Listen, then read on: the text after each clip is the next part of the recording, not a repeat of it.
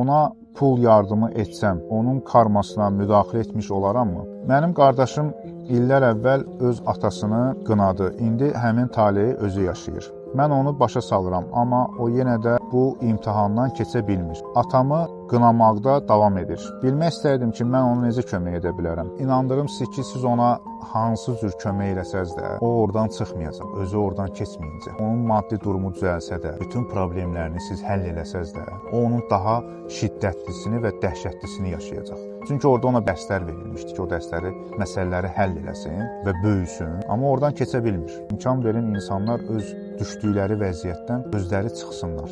Siz onlara yol göstərə bilərsiniz, istiqamət verə bilərsiniz. Maksimum bu qədər. Kimsə bataqlığa düşübsə, siz onun arxasınca gedib onu çıxartmağa çalışsanız, özünüz də batacaqsınız. Mənə kömək elə qız bacı, nə etməliyəm mən? Mən buradan özümü atıb öldürürəm. Yox, dünyasında elə şey eləməklə orkestrin uşaqları pulsuz qalar.